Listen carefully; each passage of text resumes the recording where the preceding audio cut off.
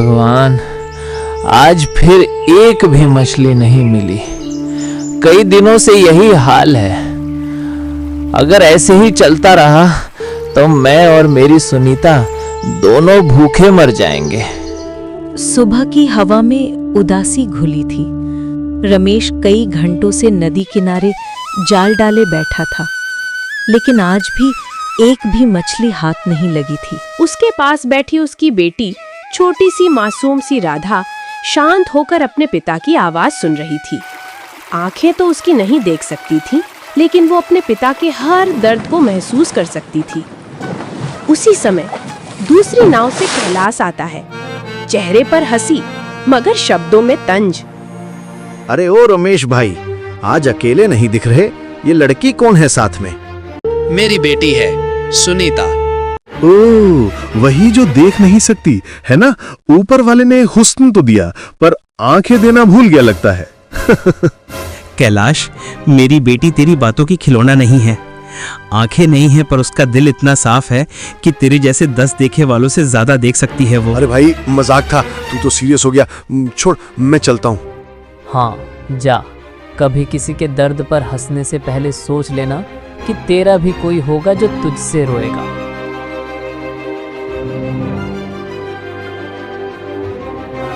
क्या हुआ बेटा, चुप क्यों है? उसकी बातों का बोझ मत ले अपने दिल पर। पिताजी, मुझे फर्क नहीं पड़ता। लोग मेरी कमी पर हंसते हैं, पर आप मेरी आंखें हैं। जब आप मेरे साथ हैं तो मुझे किसी चीज की जरूरत नहीं। बिटिया, तेरी शब्द मेरे लिए वरदान है। तेरी यही बातें मेरी थकान मिटा देती है। चल बेटी, अब नाव किनारे करते हैं।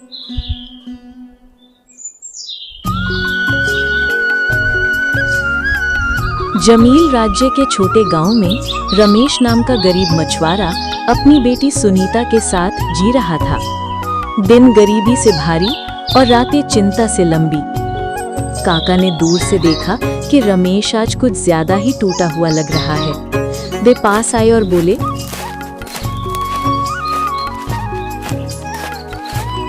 अरे रमेश, अरे बेटा, आज तेरे चेहरे पर अजीब सी थकान दिख रही है। दिल में कौन सा तूफान उठ रहा है रे? बताता क्यों नहीं? काका, किससे कहूँ अपना दुख। सुनीता की माँ के जाने के बाद से घर का सारा बोझ मेरे सर पर है। और अब मेरी बिटिया बड़ी हो गई, पर अंधी होने की वजह से कोई उसकी तरफ देखना भी नहीं चाहता। काका, मैं बाप होकर कुछ नहीं कर पा रहा। दिल अंदर से चीर रहा है। रमेश, हिम्मत रख, ईश्वर सबकी सुनता है। कभी कभी वो देर करता है पर अंधेर नहीं करता बेटा। तेरी सुनीता की किस्मत बदलेगी, तू टूटा मत। रमेश नदी किनारे पहुंचा। ठंडी हवा, शांत पानी। थका हुआ रमेश रोज की तरह नदी किनारे मछलियों की उम्मीद में खड़ा था, पर आज भी जाल खाली था। हे भगवान, आज भी नहीं मिली एक भी मछली। कितने दिन से यही हो रहा है। अगर ऐसे ही चलता रहा तो मैं अपनी सुनीता को क्या खिलाऊंगा? मेरी बच्ची पूरा दिन बिना बोले मेरी राह देखती होगी। मैं भी उसे क्या जिंदगी दे पाया, बस संघर्ष और भूख। कभी कभी लगता है मैं अब टूट गया हूं। बस उसकी आंखों में बढ़ती चिंता और मन में डूबती उम्मीद बाकी थी। धीरे धीरे उसका शरीर थकान से हार गया और वहीं पेड़ के नीचे उसकी आंख लग गई। उधर घर में रात धीरे धीरे गहराने लगी थी, पर रमेश अभी तक नहीं लौटा था। अंधी सुनीता बार बार दरवाजे की ओर मुड़कर खड़ी हो जाती और फिर निराश होकर वापस बैठ जाती। उसकी सांस तेज होने लगी। डर उसके चेहरे पर साफ था। बाहर अंधेरा और सन्नाटा था। पिताजी अभी तक नहीं आए? हर रोज तो इस समय तक आवाज दे देते हैं, आज रास्ते पर कदमों की आहट भी नहीं आ रही। शायद उन्हें कुछ हो न गया हो। उसकी सांस तेज होने लगी। डर उसके चेहरे पर साफ था। लेकिन सुनीता के दिल में इससे भी ज्यादा गहरा डर। अंधी आंखों से वो दुनिया नहीं देख पाती थी, पर पिता की चिंता से उसकी धड़कनें सब कुछ महसूस कर रही थीं। नहीं, मैं और इंतजार नहीं कर सकती। मुझे पिताजी को ढूंढना ही होगा। भगवान, बस मेरे पिताजी को सुरक्षित रखना।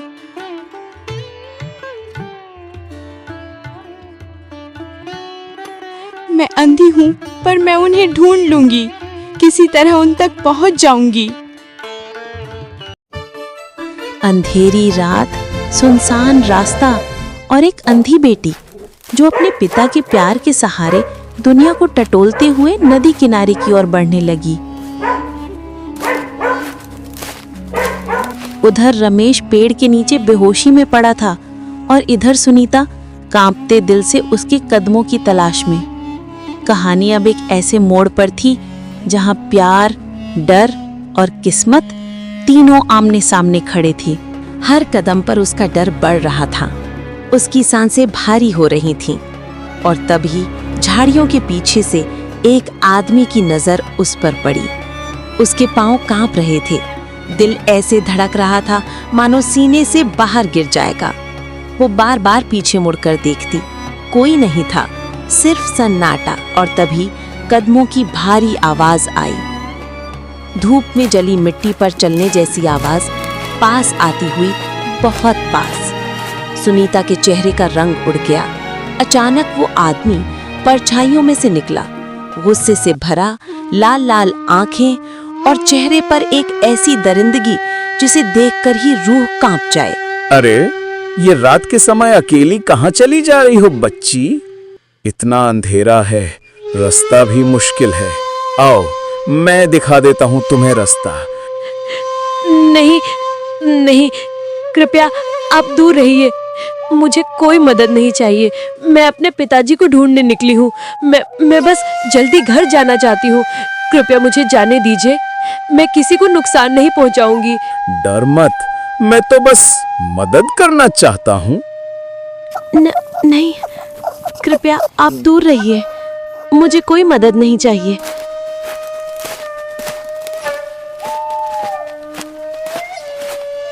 लेकिन वो आदमी हंसा, एक ठंडी भयानक हंसी जिसकी गूंज अंधेरे में फैल गई।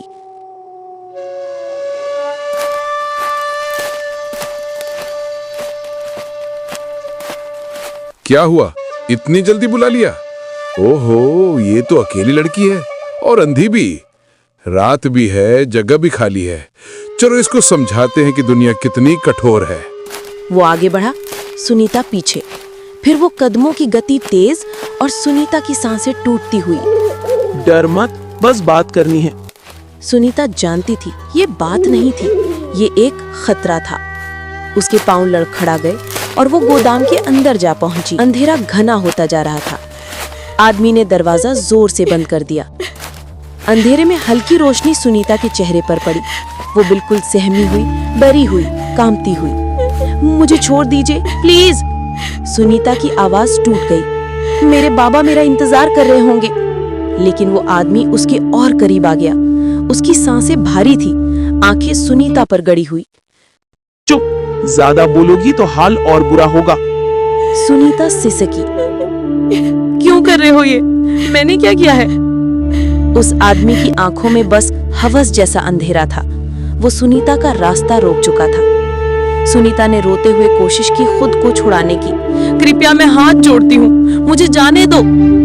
उसके आंसू गिरते जा रहे थे, उसकी आवाज घुटती जा रही थी। इंसान धीरे धीरे अपना जुल्म बढ़ाता जा रहा था। उसकी पकड़, उसके शब्द, उसके कदम, सब सुनीता की रूह चीर रहे थे। अंधेरा गहरा हो गया। सुनीता की रोने की आवाज, उसकी दहशत, उसकी सिसकियां उस पुराने गोदाम की दीवारों पर गूंजने लगी। वो बार बार टूटती आवाज में कहती, मैं बहुत डर रही हूँ, प्लीज मुझे मत छूना, प्लीज। लेकिन वो आदमी दरिंदा बन चुका था। सुनीता की हर विनती पर वो और जुल्म करता जा रहा था। उसकी पकड़ कठोर, उसका इरादा और भयानक। सुनीता के हाथ कांपते रहे। वो खुद को बचाने की कोशिश करती रही, पर उसका दम घुटता जा रहा था। उसकी रुलाई तेज हो रही थी। कोई है, कोई बचाओ। उसकी चीख रात को चीर कर निकली, लेकिन बाहर सन्नाटा था। उस रात सुनीता की रूह कांप गई, उसकी आवाज टूट गई और वो अंधेरा उसके दिल में उतर गया। उधर नदी किनारे पेड़ के नीचे सोए रमेश की आंख अचानक खुली। हे भगवान, ये कैसी आवाज? सुनीता, मेरी बच्ची, मैं उसे अकेला छोड़कर कैसे सो गया? कहीं वो रास्ते में? नहीं, मुझे जल्दी उसे ढूंढना होगा। हे ऊपर वाले, मेरी बच्ची को सुरक्षित रखना। उसका दिल घबराहट से धड़क उठा, जैसे कोई अनहोनी हवा में तैर रही हो। रात अब और भी गहरी हो चुकी थी। हवा की सिसकियां मानो किसी अनजाने दुख का संकेत दे रही थी। रमेश दौड़ता जा रहा था। हर कदम पर उसका दिल किसी अंधेरी खाई में डूबता जा रहा था। और तभी उसने दूर से एक हल्की सी रोने की आवाज सुनी, एक आवाज जो उसकी रग रग पहचानती थी। रमेश का दिल धड़कना भूल गया। उसने टटोलकर अंधेरे में अपनी बच्ची को ढूंढा और जब उसके हाथ सुनीता तक पहुंचे, वो कांप उठे, जैसे धरती उसके पैरों के नीचे से खिसक गई हो। रमेश ने सुनीता को अपनी बाहों में कसकर पकड़ लिया, जैसे अपनी टूटती हुई दुनिया को गिरने से रोक रहा हो। सुनीता, मेरी बच्ची, ये किसने किया?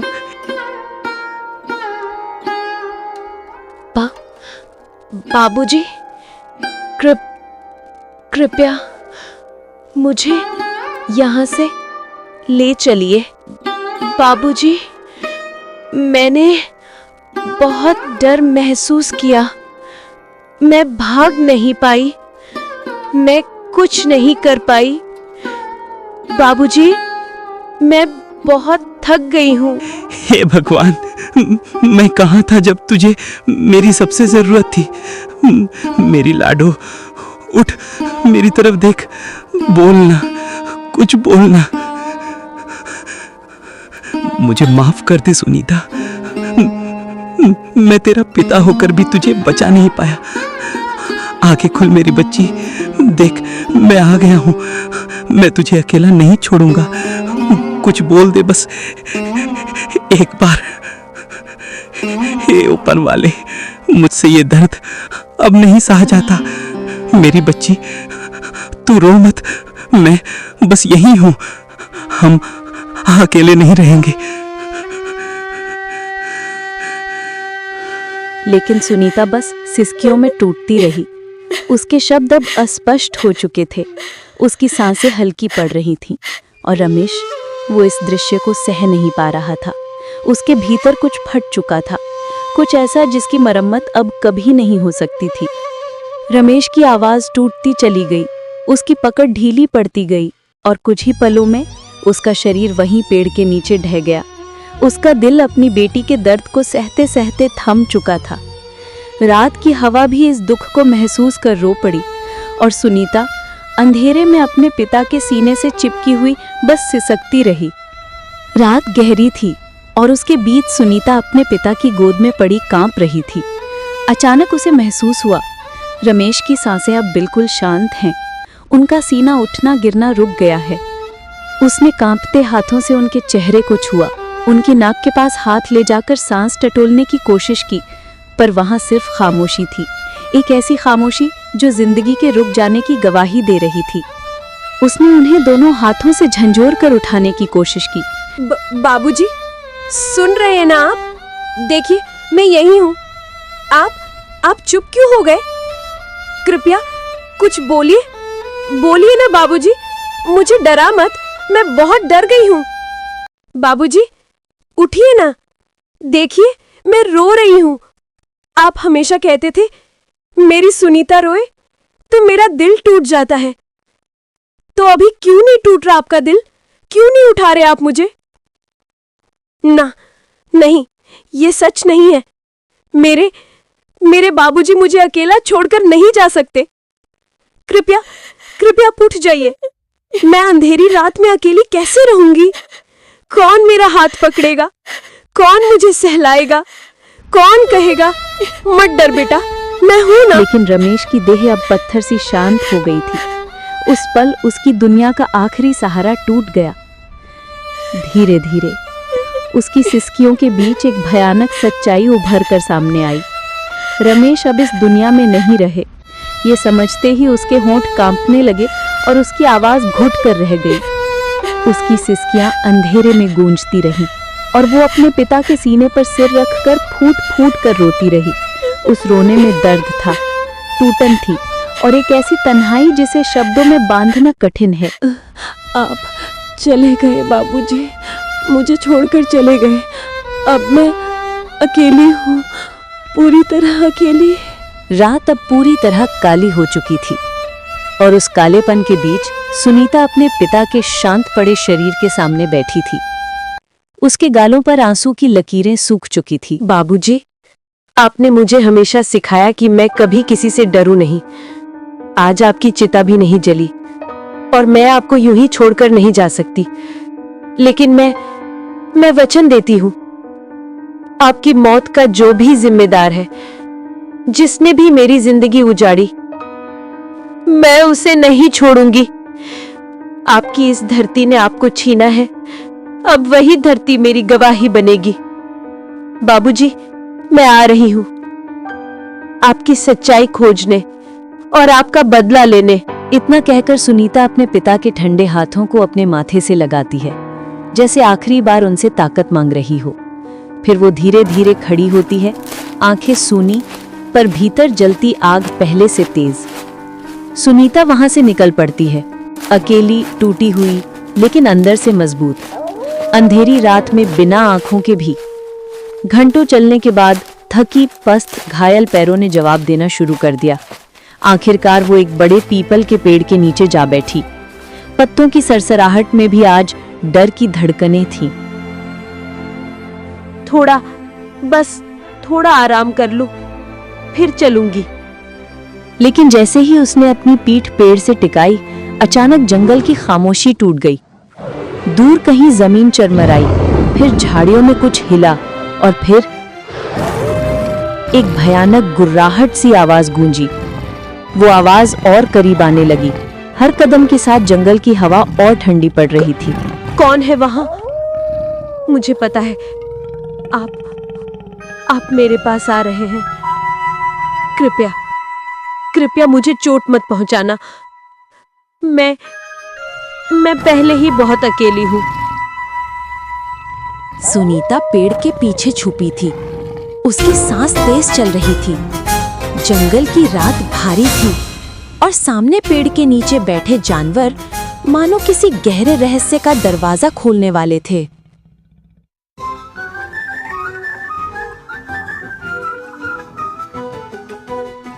ठीक है सब, बताओ आज की रात जंगल में क्या नया सुना है? कोई भी बात छुपाना मत। राजा, मैं आज कुछ ऐसा सुनकर आया हूँ जिस पर मुझे खुद यकीन नहीं हो रहा। मैं दोपहर को पुराने बरगद के पास गेहूं ढूंढ रहा था, तभी एक बहुत बूढ़ा साधु वहाँ बैठा कुछ मंत्र जैसा बोल रहा था। मैं छुपकर सुनने लगा और जो उसने कहा राजा, वो सच हो गया तो पूरा जंगल बदल सकता है। उस साधु ने कहा कि आज की रात इस पेड़ की हर पत्ती में चमत्कार है। जिसने भी इस पत्ती का रस किसी भी घाव पर लगाया, उसका घाव तुरंत भर जाएगा, बिल्कुल पल भर में। और उसने ये भी कहा राजा जी, अगर कोई इस रस को आंखों में डाल दे तो चाहे उसकी नजर कितनी भी खो गई हो, दृष्टि वापस लौट आएगी। राजा, ये कोई साधारण बात नहीं थी। उसकी आवाज में ऐसा लग रहा था जैसे वो आज की रात को किस्मत पलटने वाली रात बता रहा हो। मैंने कभी इतनी अजीब, इतनी ताकतवर बात किसी इंसान से नहीं सुनी थी। छोटे, आज तुमने उपयोगी खबर लाई है। अब तुम तीनों बताओ, कौन सी हलचल जंगल और बाहर की दुनिया में घूम रही है? महान राजा, मैंने नदी किनारे साधुओं की बातें सुनी। वो कह रहे थे एक पुराना श्राप वापस जागा है और किसी गांव पर उसकी छाया फिर उतर आई है। मैं पहाड़ी रास्तों से लौटा हूँ और वहाँ लोग कांपते हुए सिर्फ एक बात कह रहे थे कि रात का साया फिर लौट आया है। उसकी आंखों में आंसू सूख नहीं रहे थे और दिल अभी भी उसके पिता के निर्जीव शरीर के सामने टूटे हुए पल याद कर रहा था। लेकिन चूहे की बात उसके भीतर एक आग की तरह आंखों में रस डालने से रोशनी लौट सकती है। हे भगवान, यही वही पेड़ है ना? कृपा करना मुझे सही पत्ता मिल जाए। बाबा, अगर मैं सच में देख पाई तो आपके लिए न्याय लेकर आऊंगी, कसम है मुझे। वो पेड़ से मिला चमकता हुआ पत्ता अपने हाथ में लेती है और धीरे से उसका रस निचोड़कर अपनी आंखों में डालती है।